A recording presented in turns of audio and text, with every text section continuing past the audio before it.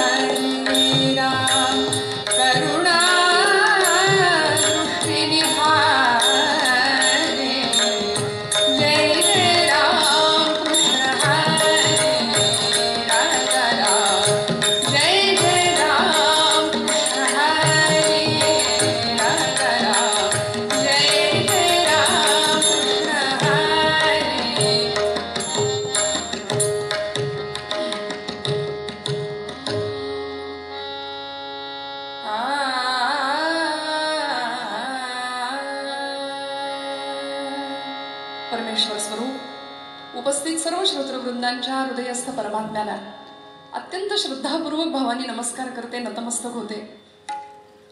राज्याभिषेक समारोह संस्थेच्या वतीने आयोजित केलेला हा एकदिवसीय सोहळा की जिथे सगळं वातावरण भरलेलं आहे शिवविचारांनी, छत्रपती शिवप्रभूंच्या एका आगळ्या वेगळ्या विचारांनी भरलेलं हे वातावरण आणि आपल्या सगळ्यांच्या मायबाप रसिक श्रोतृवर्गाच्या हृदयस्थ परमात्म्याला अत्यंत श्रद्धापूर्वक नमन करून माझ्या वाटेला आलेल्या उर्वरित वेळेमध्ये महाराजांच्या अथांग समुद्रासारख्या चरित्राला थोडासा स्पर्श करण्याचा प्रयत्न करेन।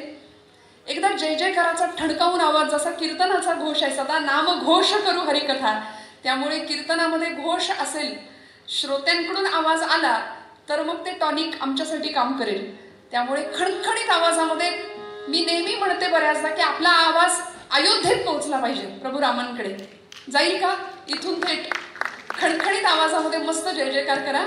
आपण निरूपणासाठी एका तासाच्या वेळेमध्ये पूर्वरंग आणि उत्तररंग या नारदीय कीर्तन पद्धतीनुसार आपल्याला मांडणी करायची असेल तर अगदी थोडक्या स्वरूपामध्ये समर्थ रामदास स्वामींचा एक श्लोक निरूपणाकरता घेणार आहे।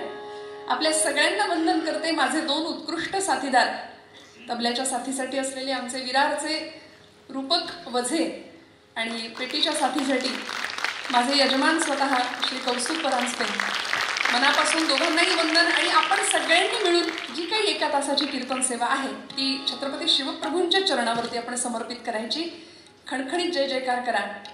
राजाधिराज प्रभू रामचंद्र महाराज की, छत्रपती श्री शिवाजी महाराज की, भारत माता की, आर्य सनातन वैदिक हिंदू धर्म की. थोडा कमी नाही ना आवाज? नक्की खात्रीशीर खणखणीत आवाज येऊ द्या प्रत्येकाने.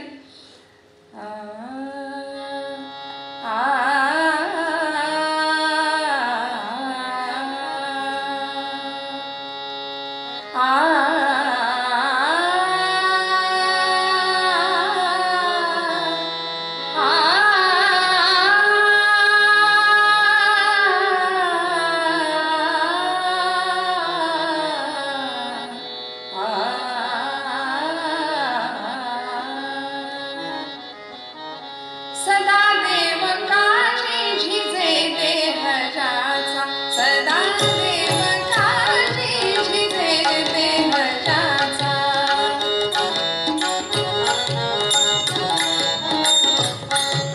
सदा देव काळजी झिजे देहजाचा, सदा राम नामी वदे नित्य वाचा, सदा राम नामी वदे नित्य वाचा.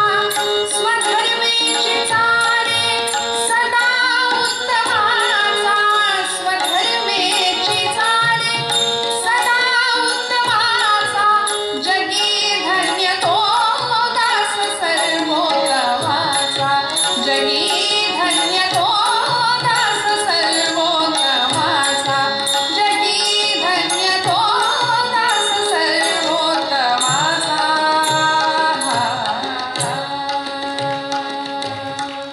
सदा देव काळजी झिजे देहजाचा, सदा राम नामी वदे नित्य वाचा. स्वधर्मेची चाले सदा उत्तमाचा, जगी धन्य तो दास सर्वोत्तमाचा.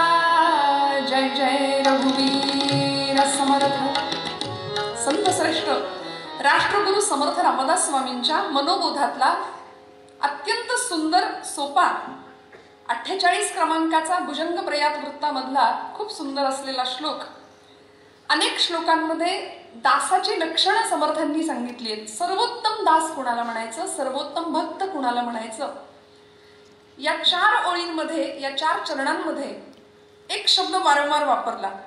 सदा देव काळजी झिजे देहजाचा. दुसऱ्या ओळीमध्ये सदा राम नामी वदे नित्य वाचा. तिसऱ्या ओळीमध्ये स्वधर्मेची चाले सदा उत्तमाचा. आणि मग असा सदा सदा सदा असलेला जगी धन्य तो दास सर्वोत्तमाचा. याला म्हणायचं समर्थांचं काव्य. बाबासाहेब पुरंदरे म्हणायचे ना की छत्रपती शिवप्रभूंनी महाराष्ट्राला गनिमी कावा शिकवला, समर्थ रामदास स्वामींनी महाराष्ट्राला गनिमी काव्य दिलं. 11 11 बहु 11 काय 11 कळेची ना, गुप्त ते गुप्त जाणावे आनंदवन भुवनी. आता आपण एवढ्या सुंदर दिव्य आणि प्रभावी मुखातनं आनंदवन भुवनी हेच ऐकलं ना. छत्रपती शिवप्रभूंना घडवणारा असा एक महात्मा, एकीकडे तुकाराम महाराज आणि एकीकडे समर्थ रामदास स्वामी. भक्ती शक्तीचा सुरेख संगम या महाराष्ट्राच्या भूमीमध्ये घडला आणि एक शककर्ता राजा महाराष्ट्राला मिळाला. आपल्या कितीतरी वर्षांचा दीर्घ राजकारणाचा अनुभव एक माता आपल्या पुत्राला देते. अंगावरच्या दुधाबरोबर उच्चतम नीतिमूल्यांचे संस्कार प्रदान करते आणि जगाला दैदिप्यमान ठरणारा इतिहास जगासमोर उभा राहतो की एखाद्या आईने मुलाला कसं घडवावं, किती उच्चतम मूल्यांचे संस्कार प्रदान करावेत. आज आपल्या घरातली परिस्थिती अशी आहे की आम्ही म्हणतो आमच्या लेकराचा काही त्रास नाही, उठ म्हटलं की उठतो, बस म्हटलं की बसतो. आमचे जुने कीर्तनकार म्हणायचे अगदी वडिलांच्या वळणावर गेलाय. एकदा एका जागी बसवलं, उसको हिंदी में गोबर गणेश कहते हैं, जहां बैठा वही बैठे. असा पराक्रम घराघरामध्ये पाहिजे ना तुमच्या माझ्या. मग एका आईने मुलाला कसं घडवावं, कारण राजे लढले कसे हे आम्हाला सगळ्यांना माहितीये, पण राजे घडले कसे याचा विचार आपण खूप कमी करतो. त्यामुळे जी जिद्द, ज्या जाज्वल्य, देशप्रेम आणि ईश्वरनिष्ठा यांचा त्रिवेणी संगम असलेल्या आऊसाहेब जी जाई तिथे जाईप्रमाणे सुगंध देई अशा आमच्या जिजाऊ मातोश्रींनी घडवलेलं हे नररत्न, अतिशय सुंदर मार्गदर्शन ज्यांचं मिळालं वेळोवेळी, असे समर्थ रामदास स्वामी प्रस्तुतच्या श्लोकामध्ये सर्वोत्तम दासाची संकल्पना किंवा सर्वोत्तम दास कुणाला म्हणायचं याची व्याख्या करतात. पहिली ओळ आहे, ज्याचा देह देव कार्यासाठी झिजतोय. सदा देवकाजी झिजे देह ज्याचा. सदा म्हणजे सतत, अविरत, अखंड, नेहमी. सदा देवकाजी झिजे देह ज्याचा, ज्याचा देह देवकार्यासाठी अखंड झिजतोय. सदा रामनामी वदे नित्य वाचा, ज्याच्या मुखामध्ये अखंड रामनाम आहे. स्वधर्मेची चाले सदा उत्तमाचा, ज्यांनी स्वतःच्या धर्माचा आचार उत्तम प्रकारे सांभाळलाय. आणि जगी धन्य तो दास सर्वोत्तमाचा, तोच धन्यता पावेल, तोच सर्वोत्तम दास म्हणून या जगामध्ये प्रतिष्ठित होईल. दासाची संकल्पना सांगितली समर्थांनी. अलीकडे धर्म हा शब्द उच्चारला की अनेकांच्या डोक्यात बरंच काही काही येत आहे. धर्म ही आपूची गोडी आहे असं म्हणणारा कार्ल मार्क्स इथं येऊन गेला. धर्म म्हटलं की अनेक मतमंतव्य अनेक जण मांडतात, पण खऱ्या अर्थी या धर्ममंडळाचे ठाई, या भूमंडळाचे ठाई धर्मरक्षी ऐसा नाही, महाराष्ट्र धर्म राहिला तुम्हा कारणे, हे ज्यांच्याकडे पाहून समर्थांनी सांगितलं, ज्यांच्याकडे पाहून समर्थांनी उद्गार व्यक्त केले, असे छत्रपती शिवप्रभू समर्थांनी सर्वोत्तम दासाची ही सगळी लक्षणं आपल्या राजांच्या मध्ये पाहिली. म्हणून तर शिवरायांचे कैसे रूप, शिवरायांचे कैसे बोलणे, शिवरायांचे कैसे चालणे, शिवरायांचे कैसे सलगी देणे कैसे, असं चरित्र की जगाने ज्या चरित्राकडे डोळे विस्फारून पाहावं आणि आपली बुद्धी थांबेल, सगळी क्षितिज संपतील, पण हे चरित्र आपल्या आवाक्यात येणार नाही, असं दिव्य चरित्र या भूमीमध्ये घडून गेलं. मग आपण करायचं काय? ज्याचा देह देवकार्यासाठी झिजला, वास्तविक देह झिजणारच आहे, कारण देहाची व्याख्याच आहे शीर्यते यत शरीरम, जे सतत झिजतंय त्याला देह शरीर म्हटलंय. यत दहते नित्यम तद देहम, जो सतत जळतोय त्याला देह म्हटलंय. त्यामुळे झीज ही होणारच आहे. समर्थ म्हणतात देव कार्यासाठी झीज होणं महत्वाचं आहे. आणि मंडळी, झिजणं फार महत्वाचं आहे. जे झिजतं तेच रुचतं आणि त्याला सुगंध प्राप्त होतो. जे झिजत नाही ते कुजून जातं आणि अर्थात त्याला दुर्गंधी आहे. त्यामुळे झिजणं फार महत्वाचं आहे. चंदनाला स्पर्श आहे त्यागाचा, म्हणून आता वारीची सुरू झाली वारी. तो परमात्मा विठू भगवंत कपाळावरती चंदन मिरवतोय, त्याला त्यागाचा स्पर्श आहे. ज्याच्या जीवनाला त्यागाचा स्पर्श आहे त्याला भगवंत माथ्यावर घेतोच.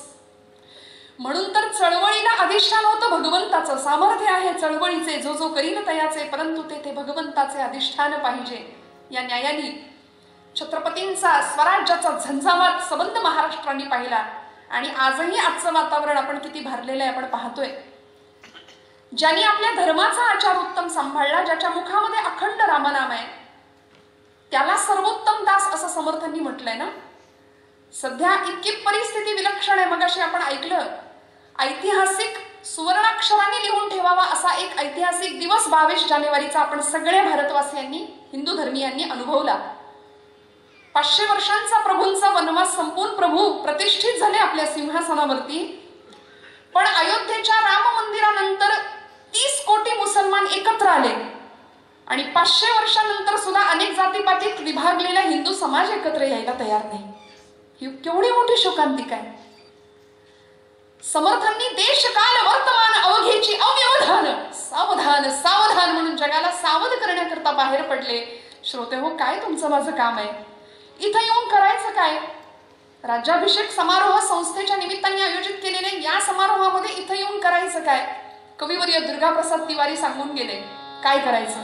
घेवोनी उत्कंठेने वाचावा गत इतिहास, घेवोनी उत्कंठेने वाचावा गत इतिहास, जिजवावी त्याची पाने सोडावा दीर्घोश्वास, जिजवावी त्याची पाने.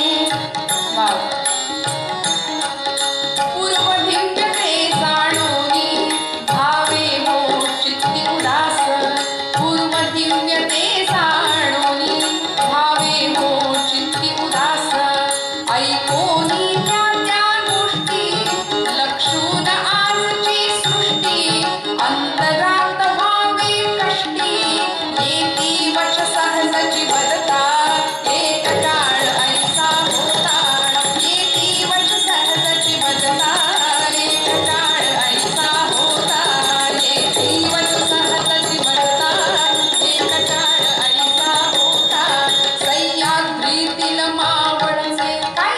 होतात.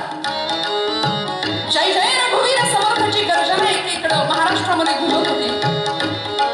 एकीकडं तुकोबराय हातामध्ये जरी टाळ घ्यायला शिकवले ना तरी सुद्धा फक्त टाळ फुटत बसणं ही भक्ती नाही.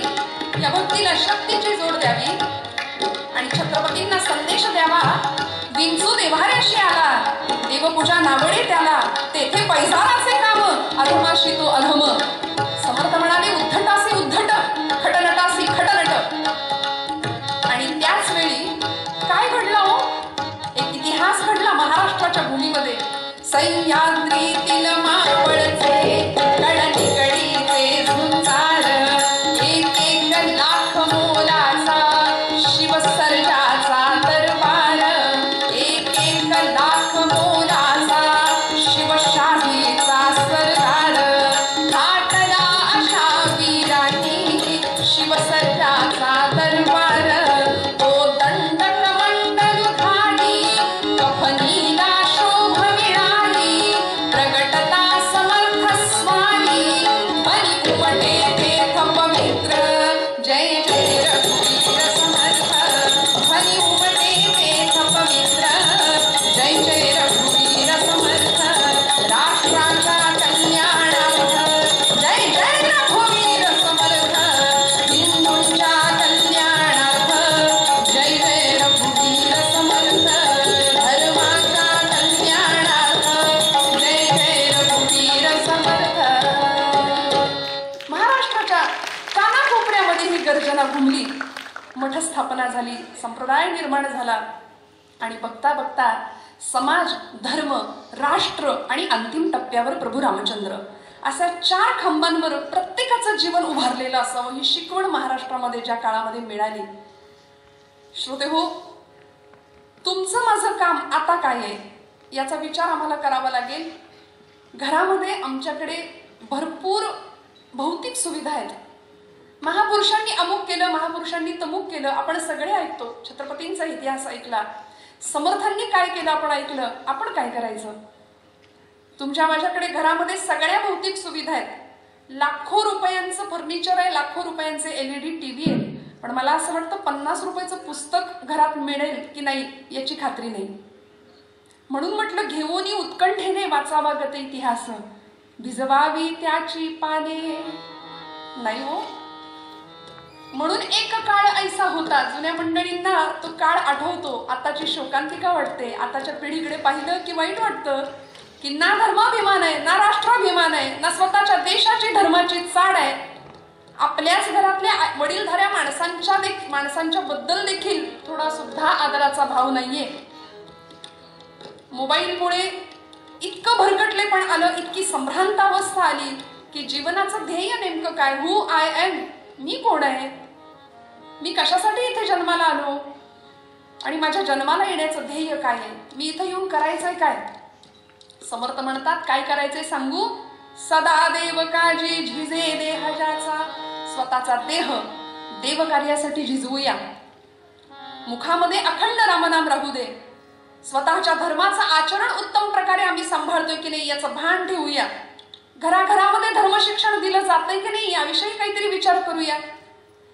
कारण मोठ्या मंडळींवर फार मोठी जबाबदारी आहे. म्हणजे ज्ञानोबा माऊली म्हणते येथ वडील जे जे करीती तया नाम धर्म ठेविती, त्याची येर अनुष्ठिती सामान्य सकल. त्यामुळे आज मोठ्या वडीलधाऱ्या मंडळींवर एवढी मोठी जबाबदारी आहे की धर्म शिक्षण घराघरातून जर दिलं गेलं नाही तर आज प्रत्येक धर्मियांसाठी स्वतंत्र राष्ट्र आहे. हे जर असंच चालू राहिलं तर हिंदूंना पाय ठेवायला जमीन नाही उरणार. श्रोते हो, इतकी भयानक भीषण शोकांतिका पुढच्या काळामध्ये येऊन ठाकेल. म्हणून छत्रपतींचा अभ्यास करायचा, म्हणून त्या चरित्राचं गुणगौरव आणि अशा सुंदर पोवाड्यांच्या माध्यमातून ते चरित्र आपण अभ्यासायचं. मला कल्पना आहे माझ्यासमोर खूप मोठी मंडळी राजांच्या इतिहासामध्ये किंवा त्या अभ्यासामध्ये आयुष्य घालवलेली आपटे सरांसारखी किंवा रायरीकर सरांसारखी मंडळी ज्यांचा सहवास आम्हाला लाभला. ही इतकी सुंदर संस्था एवढ्या मोठ्या स्वरूपामध्ये काम करतीये. शंतनू दादा असतील, त्यांचे सगळे सहकारी असतील, या सगळ्यांना धन्यवाद द्यावे, कोटी कोटी धन्यवाद द्यावेत, तेवढे कमी आहेत. एकदा या सगळ्यांसाठी जोरदार टाळ्या वाजवा आपण. कारण जगाचा तो भार समर्थ म्हणाले आपुल्या शिरावर ऐसे थोडे तर वाटू द्या हो. अहो माझ्या शिरावरती माझ्या समाज बांधवांचा काहीतरी बोजा आहे, काहीतरी भार आहे, याची जाणीव ठेवून आमचं आचरण करणं, मला वाटतं परमार्थ यापेक्षा दुसरा नाहीये. याचंच नाव परमार्थ आहे. आम्ही आमचा प्रपंच उत्तम करतो, पण देवकार्य काय घडतं तुमच्या माझ्याकडून? माऊलींना विचारावं, माऊली आपला प्रपंच कसा होता, आपला संसार कसा होता? माऊलींनी अवघा संसार सुखाचा केला, स्वतःचा वैयक्तिक प्रपंच नाही केला. आपण आपलं पहिलं पै गाठी मारून सगळं जमवण्याचा प्रयत्न करतो ना. ज्ञानोबांना विचारावं, ज्ञानोबा तुमचं काय? माऊली म्हणतात, हे विश्वची माझे घर, ऐसी मती जयाची स्थिर, किंबहुना चराचर आपणची जाहला. आणि किती गोड सांगावं संतांनी. जे समर्थ क्षात्र तेजाची दीक्षा देतात, समाजाला क्षात्र तेजाचं स्फुल्लिंग चेतवतात, ते समर्थ रामराया समोर बसले की नाही, घळ घळ घळ नेत्राश्रू व्हावेत आणि सांगावं, अनुदिन अनुतापे तापलो रामराया, परमदिन दयाळा निरसी मोहमाया, अचपळ मन माझे नाव रे आवरिता, तुझ विण शिण होतो धावरे धावाता. म्हणून शस्त्रधारी भगवंत समर्थांनी पसंत केला समोर. प्रत्येक आपल्या अवताराच्या हातामध्ये बघा तुम्ही शस्त्र आहे. प्रभू रामचंद्रांच्या हातात शस्त्र आहे. आणि सावरकर म्हणाले, शस्त्र पाप नासवयेचे, शस्त्र पुण्य नासवये, इष्टता अनिष्टता त्यास हेतूनेच ये. आज आमच्या पिढीला रक्त बघितलं की चक्कर येते. आणि राजे तुम्ही जन्माला या कशासाठी हो? रक्त बघितलं की चक्कर येते. हातात शस्त्र घेण्याचं धाडस नाही, मुलींना स्वसंरक्षणाचं शिक्षण नाही. नवरात्र आलं की रंगबिरंगी साड्या नेसायच्या फक्त 10 दिवस. आम्ही आज हा रंग उद्या तो रंग. गणपती उत्सव आले की तो चमचा तोंडामध्ये धरायचा, त्याच्यावर लिंबू ठेवायचं आणि पळायचं. यातून आम्ही काय पराक्रम शिकवणार आहे? काय काळ होता हो? त्या काळचं शिक्षण सुद्धा काय होतं? वयाच्या 5व्या 6व्या वर्षी कमरेला तलवार अडकून फिरायचे राजे. आणि शिक्षण सुद्धा असं होतं, जमवुनी मांड घोड्याला भरधाव कसा फेकावा, जमवुनी मांड घोड्याला भरधाव कसा फेकावा, हातात घेऊनी भाला निमखंड कसा छेदावा, जाताना निज खडगाने रिपुकंठ कसा कापावा. हे शिक्षण नवतरुणांचे, देशभक्त या पदवीचे. एकच पदवी होती, ना BA LLB चे, ना BA LLB चे. उपयोग काय पण आता, एक काळ ऐसा होता. उपयोग काय पण आता, एक काळ. उपयोग काय पण आता, एक काळ ऐसा होता. म्हणून त्या काळामध्ये आम्हाला जावं लागेल, त्यातून प्रेरणा घ्यावी लागेल. आज महाराष्ट्रातल्या गडकोटांमध्ये रक्ताचे पाट वाहिले, तोफेचे गोळे अंगावर झेलले इथल्या लोकांनी. मग त्याचं स्मरण आम्हाला करावं लागेल. ज्या छत्रपती शिवप्रभूंनी स्वराज्यावर अनेक संकटांचा झंझावात येत असताना सुद्धा संयम ठेवला. राजांना नरसिंह ही पदवी आपण देतो. सावरकरांनी वर्णन केलं, हे हिंदू शक्ती संभूत दीप्ततम तेजा, हे हिंदू तपस्या पूत ईश्वरी ओजा, हे हिंदू श्री सौभाग्य भूतीच्या साजा, हे हिंदू नृसिंहा प्रभू शिवाजी राजा, हे हिंदू नृसिंहा प्रभू शिवाजी राजा. का हो? अफजल खान नावाचा क्रूरकर्मा पठाण महाराष्ट्राच्या दिशेने येतोय माहिती होतं, कळत होतं. नवे समर्थांनी निरोप पोहोचवला होता. विजापूरचा सरदार निघालाय, जो मात निघाला खान सरदार विजापूरवाला, शिवनेरीच्या शिवसिंहा हो सावध झुंजायाला, भिडवतो मराठी भाला नाचत्या चंद्रकोरीला. या वार्ता पोचविणारे शिष्य जे मठाचे प्यारे, ते घोषत होते मंत्र जय जय रघुवीर समर्थ. सगळीकडे निरोप पोहोचला. राजे सिद्ध होते, कटिबद्ध होते. मूर्तिभंजक बदशिकंज असलेला अफजल खान खर तर विजापूरच्या दरबारामध्ये चांदीच्या तपकात ठेवलेला विडा उचलला आणि शिवाजी तो पहाड़ का चूहा है, उसे यूं पकड़ के लाऊंगा असं म्हणणारा अफजल खान. बड़ी बेगम साहिबा विचारते, अफजल खान चूहे को पकड़ने के लिए कितनी पहुंच चाहिए बता. अफजल खान म्हणतो युही कोई 20-22 हजार. प्रश्न खोचक होता. उंदराला पकडायला 22,000 फौज. खरं तर आतून घाबरलेला अफजल खान मनात विचार करतो, हिंदूंच्या धर्मभावना दुखवूया आणि म्हणून विजापूरहून थेट महाराष्ट्रात किंवा प्रतापगडाच्या पायथ्याशी न येता तो तुळजापूरला गेला. आणि झालं काय हो, तुळजापूरच्या आई जगदंबेच्या समोर उभा राहिला. पैजेचा विडा उचलून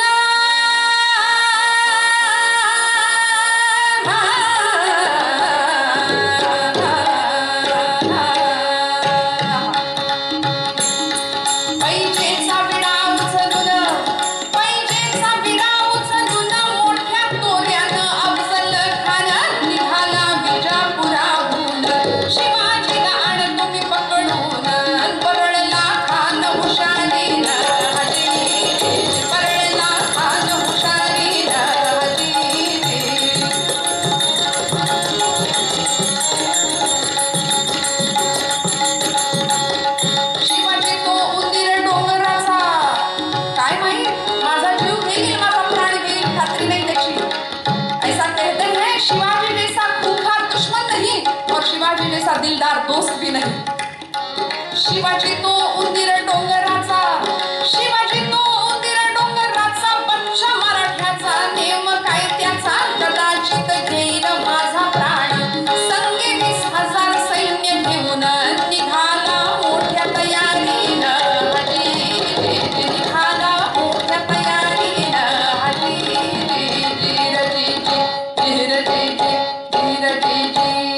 तुळजापूरला धडक मारली. तुळजापूरच्या प्रांगणामध्ये आई जगदंबेच्या समोर येऊन उभा राहिला हत्तीवरती. आपल्याच माणसांना सांगितलं, आणा ती देवीची गंडकी शिळेची मूर्ती उपटून.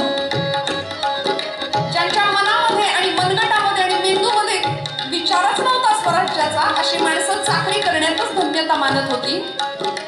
आणि त्या मंडळींनी छत्रपती या अफजल खानाच्या समोर आई जगदंबेची मूर्ती आणली. घण घातला आई जगदंबेवरती.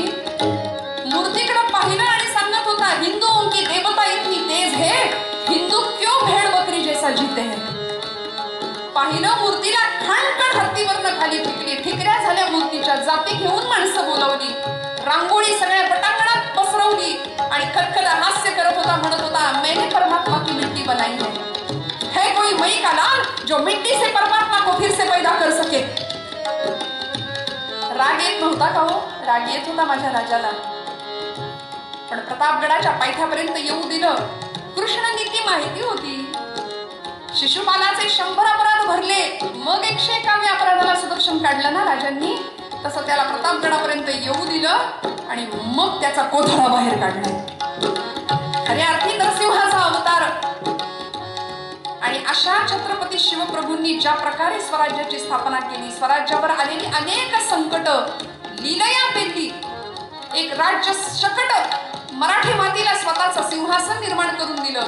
आज 6 जून 1674 साली रायगडावर 32 मण सोन्याचं सिंहासन सजलं. श्रोते, तो दिवस आम्ही साजरा करतो. अनेकांना या तारखा सुद्धा पटकन सांगता येत नाही. हे दुर्दैव आहे आमचं, हे दुर्दैव आहे आमचं. राज्याभिषेकाच्या दिवसानंतर 11व्या दिवशी आई जिजाऊ साहेबांनी पाचाडच्या वाड्यावर आपला देह कार्य इहलोकीच यात्रा संपवली. पण या मातेला किती धन्यता वाटत असेल, ज्या मातेनी छत्रपती शिवप्रभूंना तुळजाभवानी समोर उभं करावं आणि सांगावं, माग काय मागशील.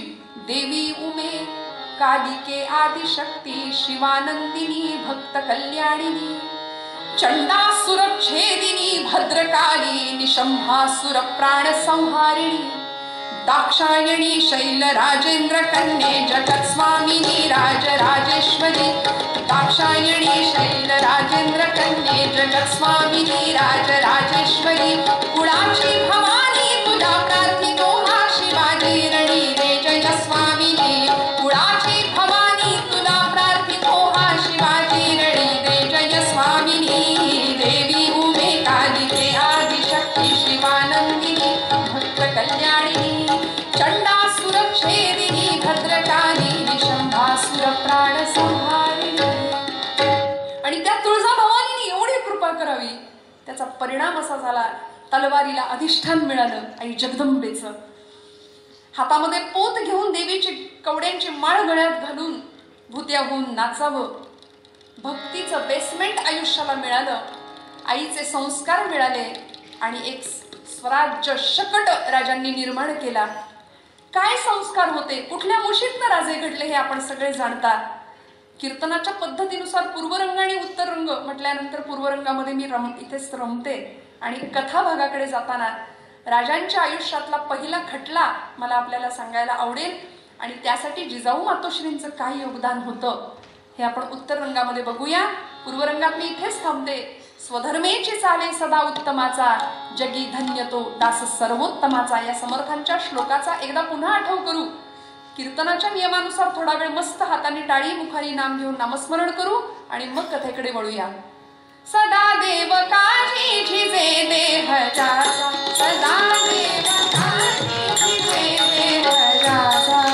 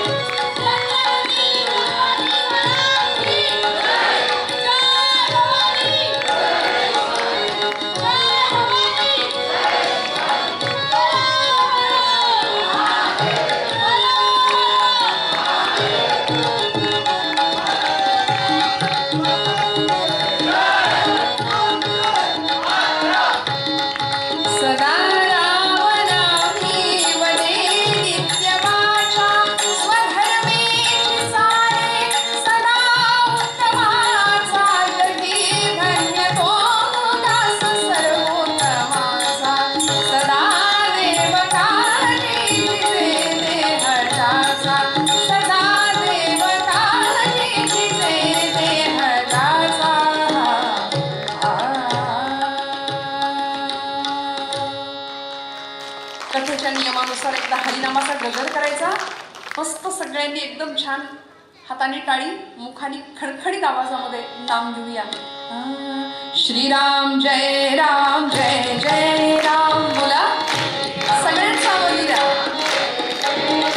श्रीराम जय राम जय जय राम. बोला बोला. श्रीराम जय राम जय जय राम. सगळ्यांचा आवाज द्या. श्रीराम जय राम जय जय राम.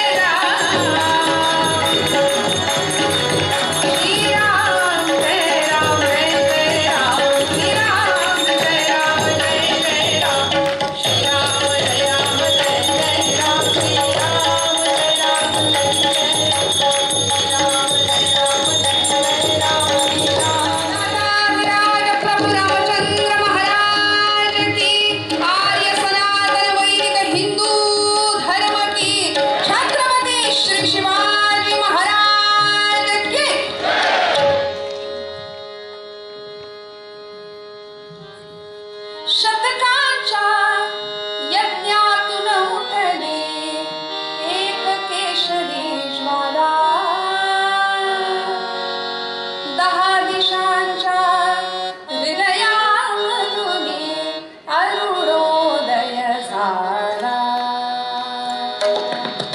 अरुणोदय झाला, अरुणोदय झाला, अरुणोदय झाला.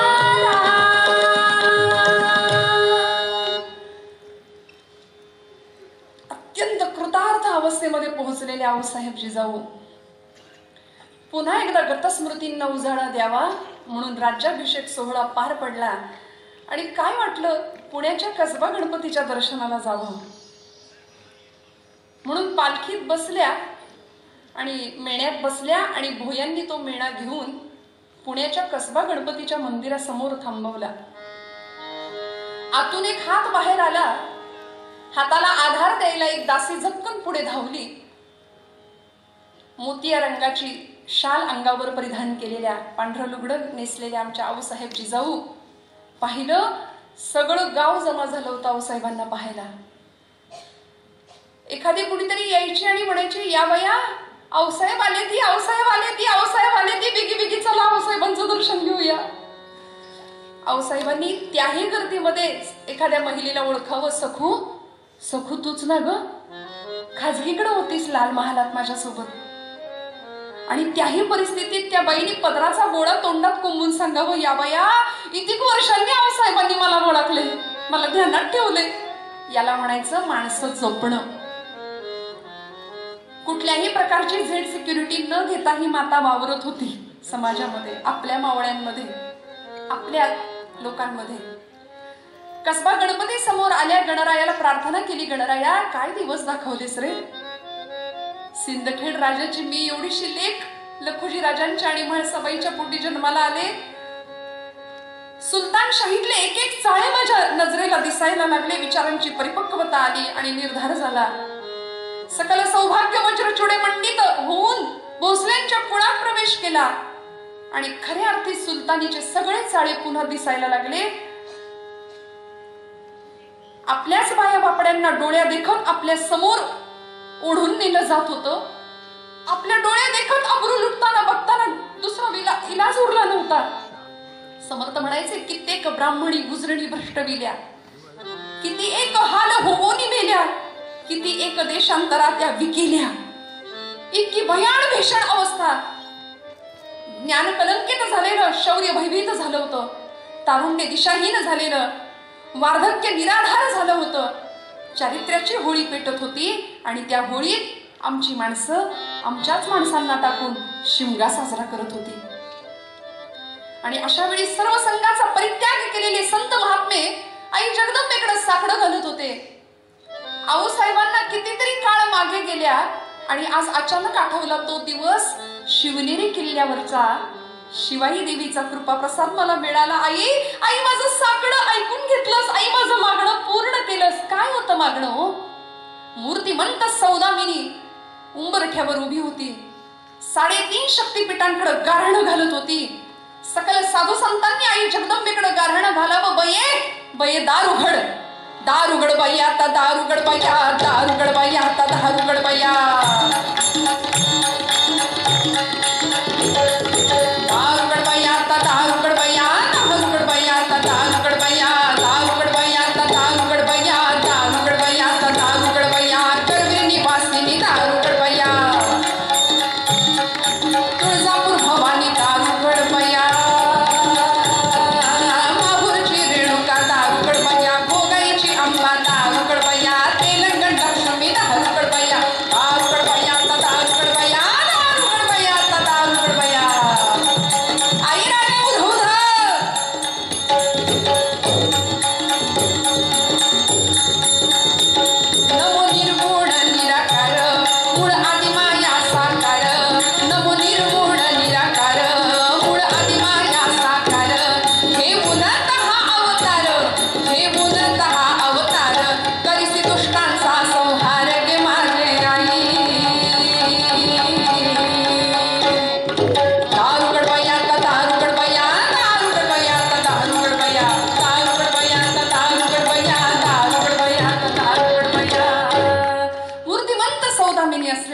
शुभांचं गाराणं आई जगदंबेने ऐकलं आणि फाल्गुन वद्य तृतीयेचा दिवस शिवनेरीवर अशी सकाळ अवतरली, उजाडली. महाराष्ट्राने सह्याद्रीने साखर वाटावी सगळ्याला. इतका आनंद झाला, इतका आनंद झाला. जिजाऊ मासाहेबांना पुत्र झाला, पुत्र सह्याद्रीला झाला, पुत्र महाराष्ट्राला झाला. आणि काय तासन तास टक लावून आपल्या बाळाकडे बघावं, नवे गर्भात असतानाच त्याला सांगावं राजा जन्माला ये, पण जळण्याच्या तयारीने ये माझ्या राजा.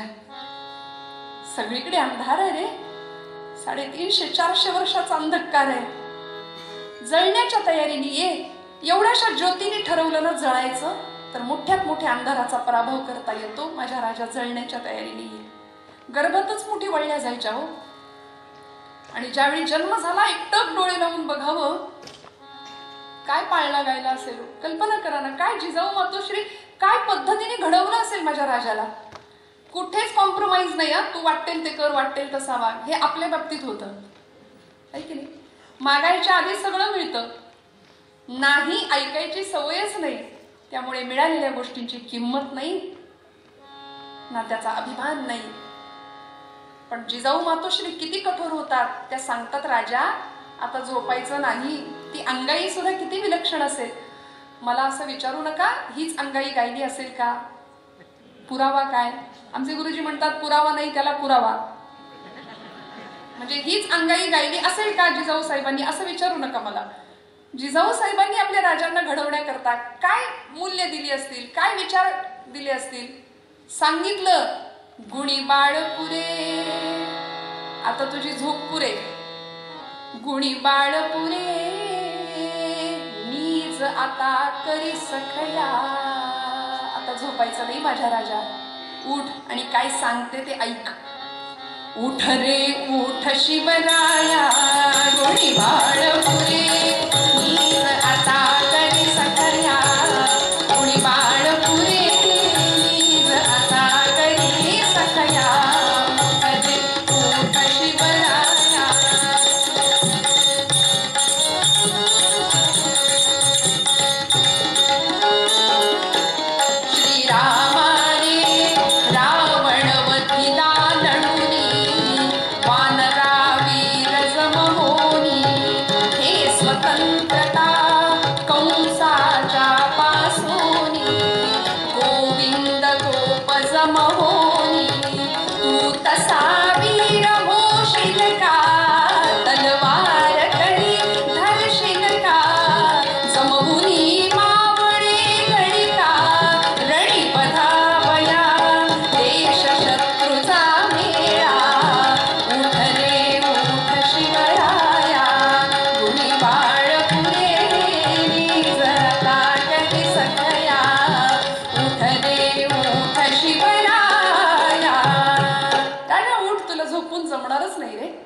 आणि बघता बघता पराक्रमी भीमानी कीचकाची छाती कशी फोडली, कृष्णाने कंसाला कसं मारलं, रामाने रावणाचा वध कसा केला, या कथा ऐकतच राजे मोठे झाले.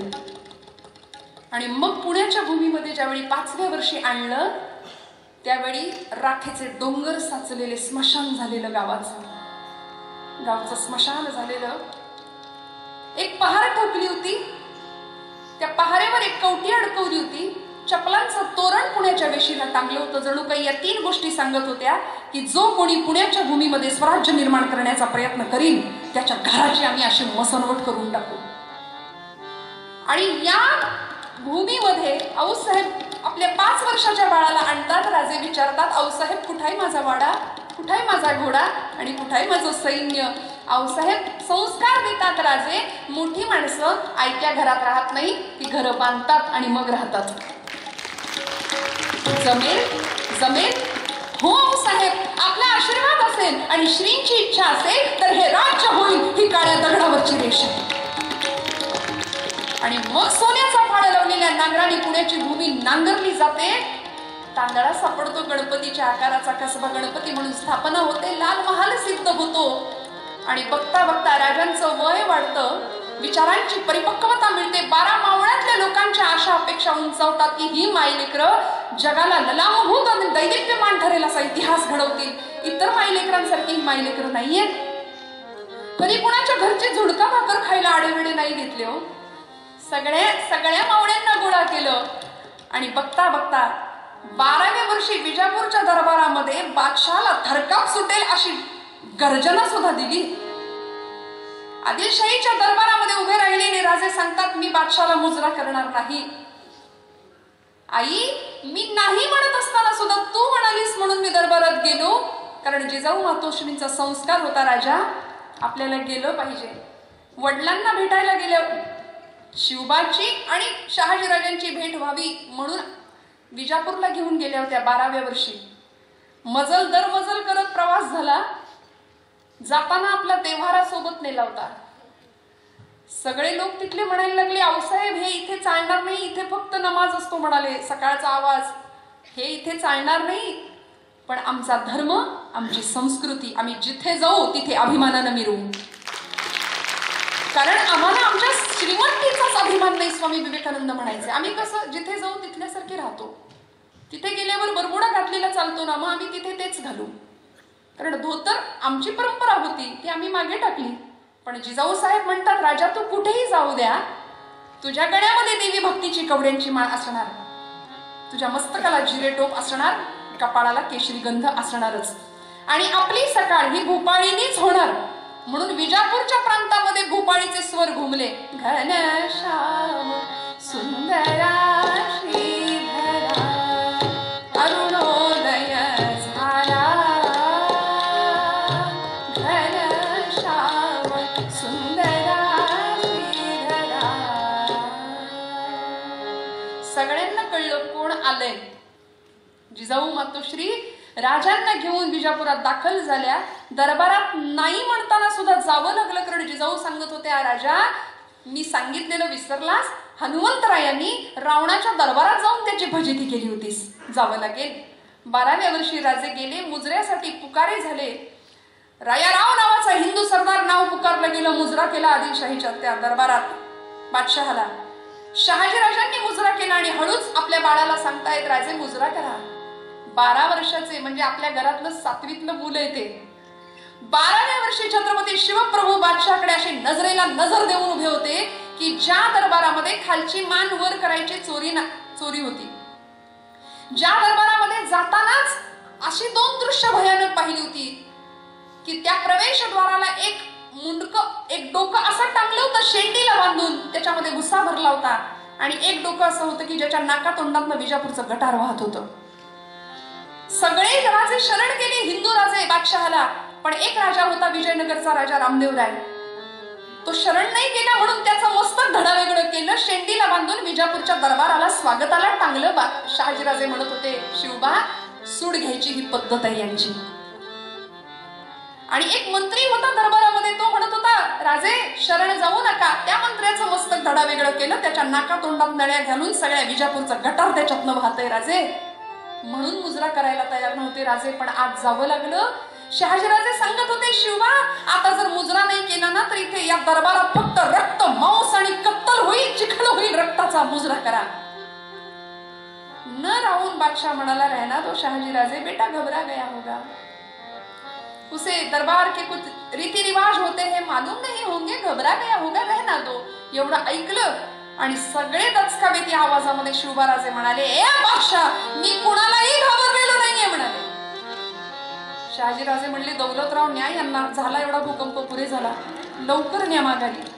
शहाजीराजांनी पाठवलं. शिवबाराजे आईकडे गेले, ताबडतोब स्वराज्यामध्ये पोहोच झाले. सुरक्षित पोहोचा आणि आपलं काम वेगाने चालू ठेवा.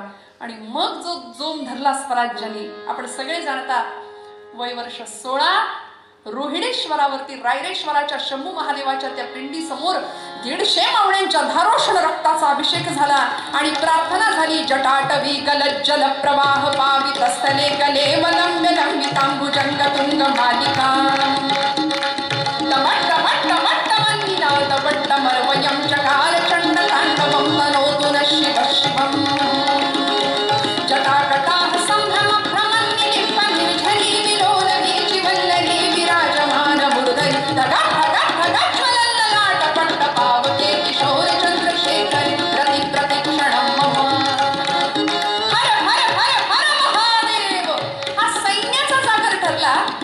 आणि शंभू महादेवाला सांगितलं की हे महादेवा, हे भोलेनाथा, हा रक्ताचा अभिषेक पहिला आणि शेवटचा आमच्या रक्ताचा, इथून पुढे शत्रूचं रक्त सांडू तुझ्यावर. स्वराज्याची शपथ झाली आणि बघता बघता न्यायासन सजलं, लाल महाल सिद्ध झाला आणि त्या न्यायासनासमोर राजे बसलेत न्यायासनावरती आणि स्वराज्याच्या समोर घडलेला एक प्रसंग विलक्षण खटला चालला हो. पुण्यासमोरून, पुण्याजवळून असलेलं एक गाव रांझे नावाचं, त्या गावच्या दिशेने राजे 150 मावळ्यांना घेऊन, घोड्यांच्या टापांचा आवाज, सकाळची वेळ आणि त्या गावच्या दिशेने निघालेली राजांची एक तुकडी. 16 वर्षाचं वय नुकतंच मिसरूड फुटलेलं, प्रचंड तेजपुंज शरीर यष्टी, देह यष्टी, चेहऱ्यावरचं तेज लपत नव्हतं. आणि या राजांच्या बरोबर असलेल्या 150 मावळ्यांनी राजांच्या मागोमाग चालवं. गावाच्या दिशेने घोडे गेले, मंद चालीने चालत होते. शंभू महादेवाच्या मंदिरावरचा भगवा ध्वज राजांना दिसला. सूर्यनारायण होता साक्षीला. गावामध्ये गेले, सगळ्यांचं क्षेमकुशल विचारलं. पटकन कोणीतरी घोंगडं आणलं, कोणीतरी गुळपाणी आणलं. राजांनी सगळ्यांचं क्षेमकुशल विचारावं, नमस्कार करावं शंभू महादेवाला आणि माघारी वळावं. माघारी येत असताना सुरुवातीला घोडे मंद चालीने चालत होते आणि आता गावाची वेस ओलांडणार, शेतं लागली, शेताची भातखाचरं लागली आणि तिथून घोड्याला मांड देणार, घोडा वेगवान नेणार, एवढ्यात कानावर आवाज आला, राजा, राजा वाईस थांबा, राजा वाईस थांबा. लगाम खेचला, पाय उतार झाले राजे. 150 मावळ्यांनी अर्धचंद्राकार कडं केलं राजांना. याला म्हणायचं सिक्युरिटी बरं का, मग हल्ला होऊ दे मग आम्ही बघू असं नाही. जीवाला जीव देणारी माणसं होती हो. प्रचंड त्याग होता. त्यागाचं राज्य आहे ना त्याला स्वराज्य म्हणायचं आणि ज्याला भोग, जिथे भोगाचं राज्य आहे ते नरक राज्य आहे. त्यागाचं राज्य होतं. जीवाला जीव देणारी, मरेंगे मगर हटेंगे नाही सो मरगठ्ठे. आता मराठा शब्द म्हटलं की अजून एक वेगळंच, 96 कुळी 92 कुळी असं नाही. जे हिंदू धर्मासाठी मेले लढले ते मराठे, जे भगव्यासाठी लढले धारातीर्थी पडले ते मराठे. ही मराठा शब्दाची व्याख्या होती छत्रपतींची. प्रत्येक वर्ग मावळा असा जीवाला जीव देणारा होता. आवाज कानावर आला, राज राज वाईस थांबा. दुरून लांबून एका शेतातनं एक 70-75चा म्हातारा वयोवृद्ध गृहस्थ डोक्याचं मुंडास काढलं, बगले दाबलं, कपाळाचा घाम टिपला आणि ठेचकळ धडपडत त्या ढेकळातून चालत येत होता.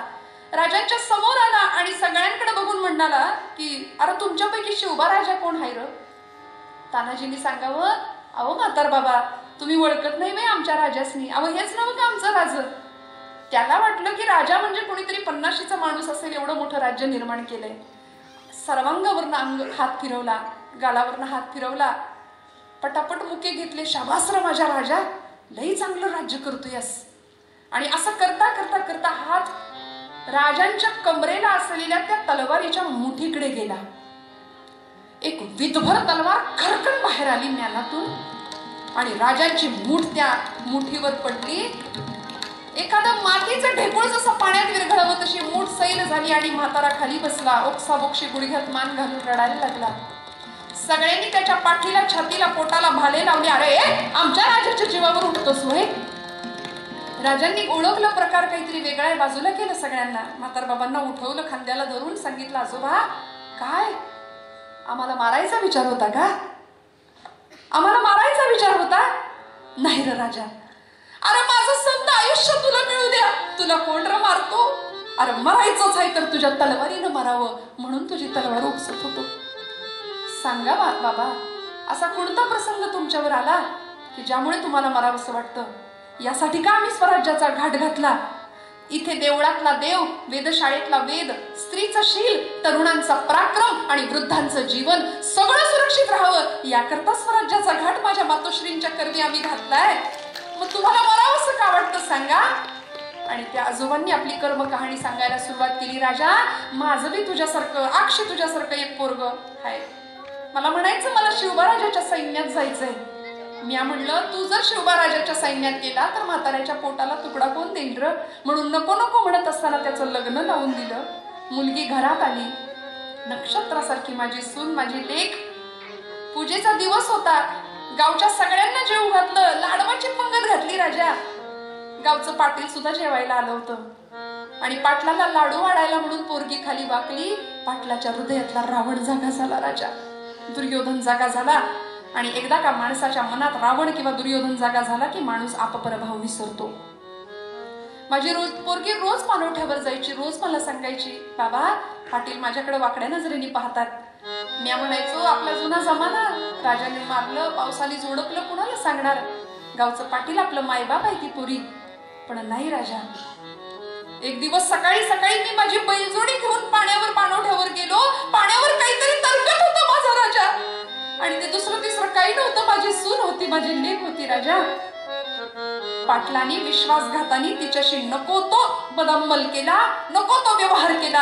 आणि असा मलिन देहपतीच्या संसारात न्यायचा कशाला म्हणून रातोरात डोहातोडी टाकली आणि जीवन संपवलं. माझ्या पोराला वेळ लागलं. राजा याच्यापेक्षा तर मोगलाई लईच बरी होती. हे वाक्य ऐकलं, याच्यापेक्षा मोगलाई बरी. आणि तळपायाची आग मस्तकाला सरकली. तानाजींना सांगितलं, तानाजी संध्याकाळच्या तासाचे टोल पडण्याच्या आत पाटलाला भुसक्या बांधून लाल महालाच्या चौकात हजर करा. म्हातारबाबांना आपल्या सोबत घोड्यावर घ्या. म्हातारबाबांना लाल महालात आणलं. संध्याकाळच्या तासाचे टोल पडण्याच्या आत नव्हे, तानाजींनी वाड्याच्या दिंडी दरवाजावर आपली तलवारीची मूठ आपटली आणि सांगितलं, पाटील हायसा का घरात? राजांनी बोलवलंय तुम्हासनी. अरे हा कोण राजा? आम्ही नाही मानत. आम्हाला बादशाहनं पाटीलकी दिली, आम्ही नाही राजाला मानत. 2-4 तलवारीचे हात झाले. पाटलाला मुसक्या बांधून तानाजींनी लाल महालाच्या वाड्याच्या चौकात आणलं आणि गयावया करायला लागला. त्याला वाटलं ही जात काहीतरी वेगळी आहे, पाणी काहीतरी वेगळं आहे. राजा कोण मुखाने न्याय द्या म्हणाला. शिवाजी राजे म्हणले, अरे हट, कुठला लांडगा शेळीच्या पिलावर झडप घालताना पुरावे शिल्लक ठेवतो? तुला पुरावा मागण्याचा सुद्धा अधिकार नाही. साक्षी पुरावे काय मागतोस?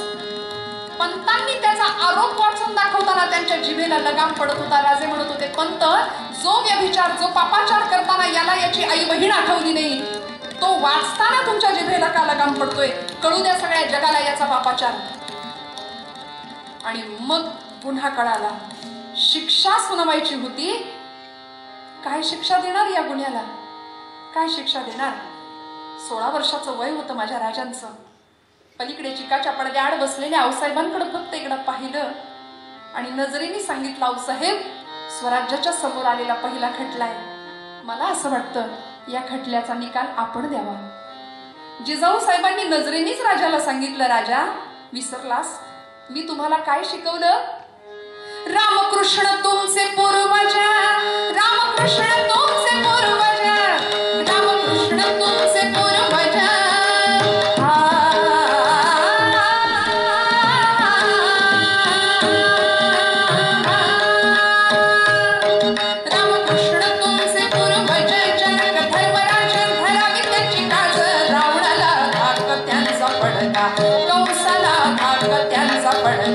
पृथ्वीचा भार कमी केला हरी, पृथ्वीचा भार कमी केला हरी, पृथ्वीचा.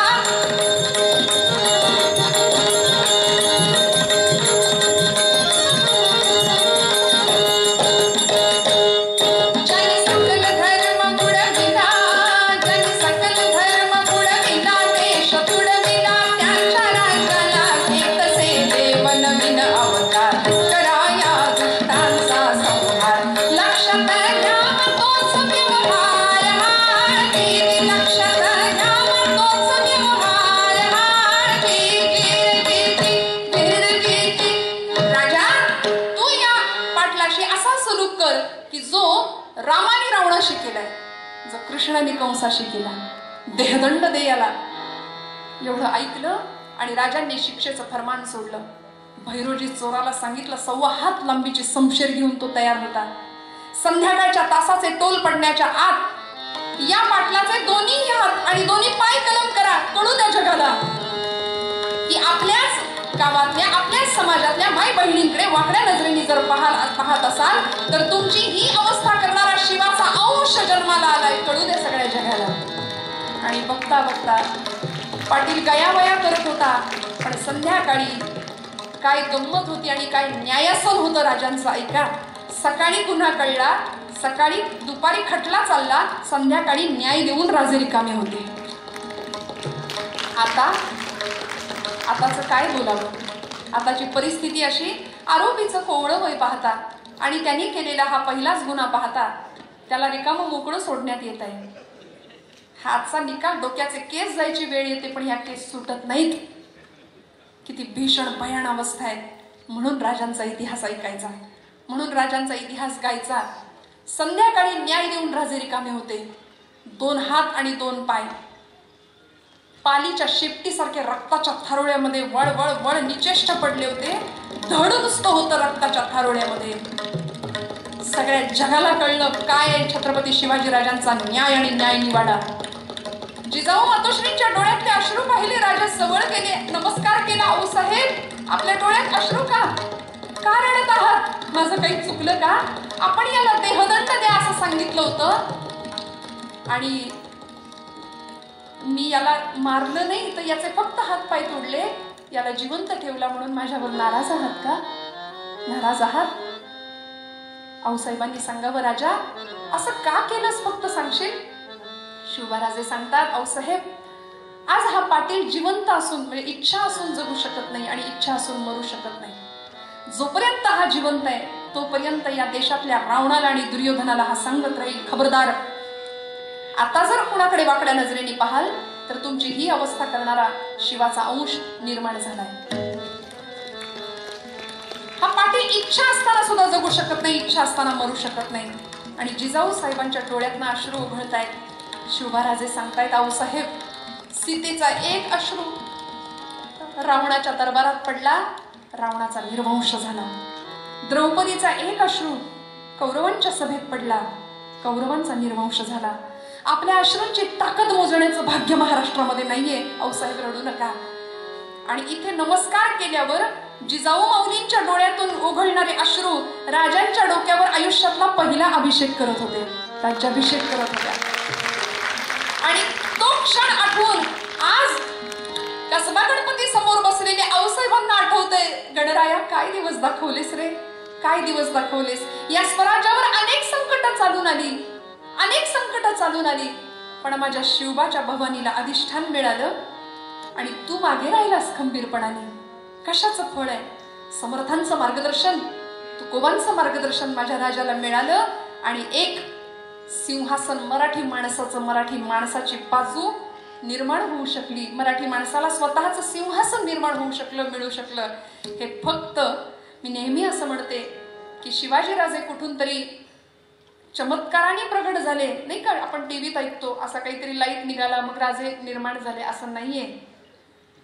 मी नेहमी एक वाक्य विधान करते की जिजाऊ मासाहेब या इतिहासाच्या कालपटावर आल्या नसत्या तर राजांचं घडणं कदाचित झालं नसतं. हे इतिहासाला मान्य करावं लागेल. आणि आजची तिथी जिजाऊ साहेबांची पुण्यतिथी आहे, त्यामुळे त्यांच्याही पुण्यस्मृतीला वंदन करूया, राजांना वंदन करूया आणि समर्थांच्या या श्लोकाचा आठव करून मी माझ्या सेवेचा निरोप देते. कीर्तनाची एक आरती आपण शेवटी घेतो. ती आरती कुणाची घ्यायची तर राजांची, सावरकरांनी रचलेली त्या आरतीने आपण आजच्या कीर्तन सेवेचा समारोप करूया. समर्थ रामदास स्वामी हाच आशय मूळ पदामध्ये, मूळ श्लोकामध्ये आपल्याला सांगतात. माझ्या दोनही साथीदारांना, आपल्या सगळ्यांना मनपूर्वक वंदन करते आणि भैरवीमध्ये समर्थांच्या श्लोकाचा आठव करते. सदा सदा देव काळजी झिजे देह जाचा, सदा देव काळजी झिजे देह जाचा.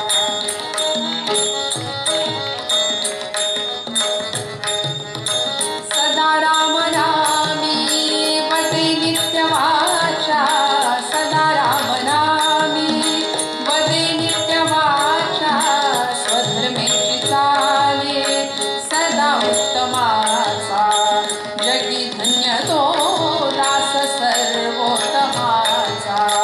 सदा देव काळजी झिजे देह जाचा, सदा देव काळजी झिजे देह जाचा, सदा देव काळजी झिजे देह जाचा.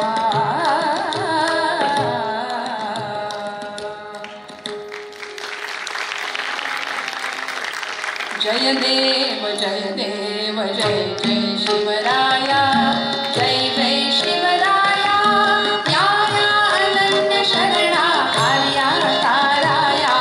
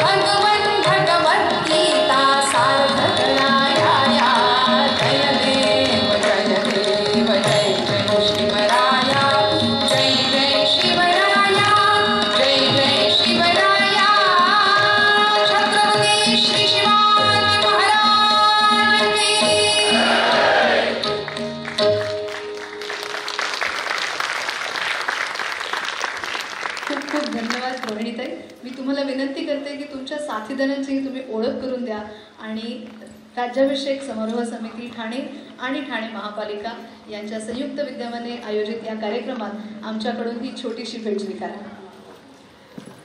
आज माझ्या तबल्याच्या साथीसाठी महाराष्ट्रातले खूप मोठं नाव आहे या क्षेत्रातलं. दत्त संप्रदायाचे उपासक आहेत माझे बंधू हरिभक्तीपरायण रूपक वझे. एकदा जोरदार टाळ्या वाजवा त्यांच्यासाठी. स्वतः उत्तम तबलावादक आहेत. अनेक गुणीजनांकडून ही विद्या त्यांनी संपादन केली आहे. अनेक मोठमोठ्या कलाकारांच्या सोबत कायम या बाजूला ते साथीसाठी असतात. आणि या संवादिनी साथीसाठी उपस्थित असलेले माझे यजमान स्वतः उत्तम कीर्तनकार आहेत. आणि मी गमतीने म्हणत असते की जसं प्रपंचातही साथ आहे तसे इथेही साथ आहे. कौस्तुभ परांजपे यांचंही स्वागत. आणि मी अश्विनी बापटींना विनंती करते की त्यांनी व्यासपीठावर यावं.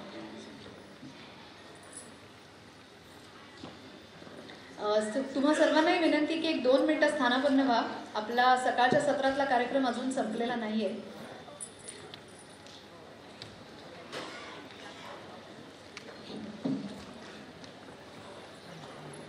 रोहिणीताईंचा सत्कार करण्याची आशंका मी तुम्हाला विनंती करते.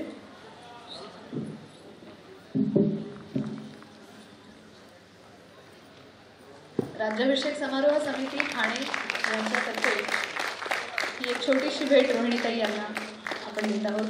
त्याच्यामध्ये छत्रपती शिवाजी महाराजांची तस्वीर, त्याचबरोबर गभा मेंदळ यांनी लिहिलेलं पुस्तक शिवाजी महाराज झाले नसते तर आणि पुष्पगुच्छ आहे.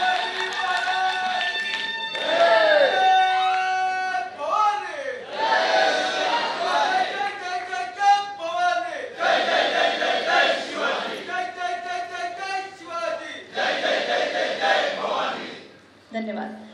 यानंतर आपण मगाशी सॅक्सोफोनवर वाजणारी गाणी ऐकतो आहोत. त्यातलं एक गाणं आता आपण ऐकूया. हे गाणं सर्वात प्रथम समितीच्या संयोजकांनी ऐकलं. त्यानंतर ठरवलं की इतकं प्रयोगशील गाणं या कार्यक्रमाचा भाग असलंच पाहिजे आणि त्यामुळे हे चुकवू नका. यानंतर आपला आजच्या सकाळच्या सत्राचा कार्यक्रम संपणार आहे. त्यामुळे कृपया कुठेही जाऊ नका. या कार्यक्रमासाठी थांबा आणि निघताना खाली असलेलं शस्त्र प्रदर्शन, चित्र प्रदर्शन, नाण्याचं प्रदर्शन जरूर पहा. विनंती करते आपले कलाकार संतोष भोसले जे पंढरपूरहून आलेले आहेत त्यांनी माझ्या राजाला हे गाणं आमच्यासाठी सादर करावं.